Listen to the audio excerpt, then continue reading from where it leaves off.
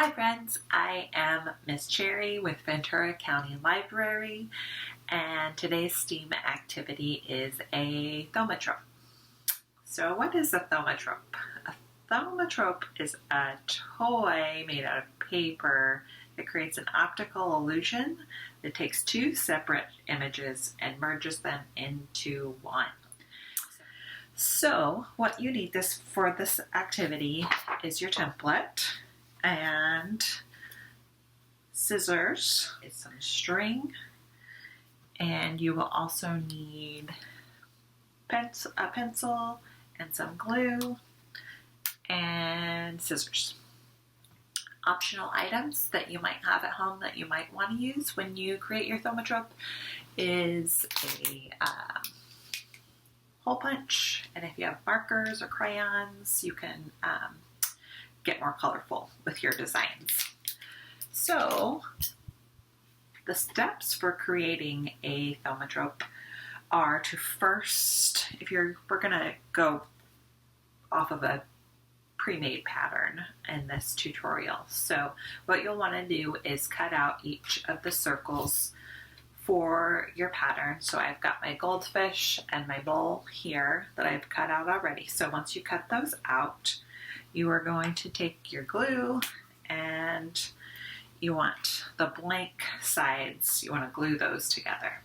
And you want your images to be flipped opposite of one another. So one side should look upside down and the other side right side up. So I'm going to put some glue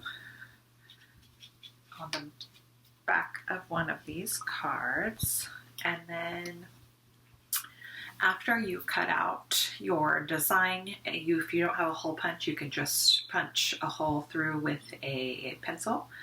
But if you do have a hole punch, it'll make it a little bit easier to create these circles because we're going to need a spot to put in our string.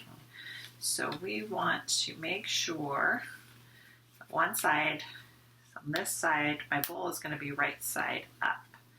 And then on this side, my fish is going to be upside down. So I'm gluing those together, and I'm going to align the holes here on the sides, on each side. And then I'm going to take my string and tie a string into each hole on the sides of the thaumatrope. Just a simple, basic knot will do. So I'm just going to tie that, and then I'm going to do the same thing with the other side with another piece of string. I'm just going to loop it through the other hole and tie it nice and tight. Don't want it too tight. You don't want to break or rip our paper. I'm just going to trim the string a little bit so it doesn't get in my way. So now I've got my two strings, one on each side. My fish is upside down on this side, and if I turn it around, my bowl is right side up. So what you can do now is you can twirl the string like this, or you can loop it around, but you'll start to see the fish going into the bowl. And I'm going to flip this upside down. Flip it right side up actually, because I think I was doing it upside down. Let's try it again. There we go. So what that is called is persistence of vision.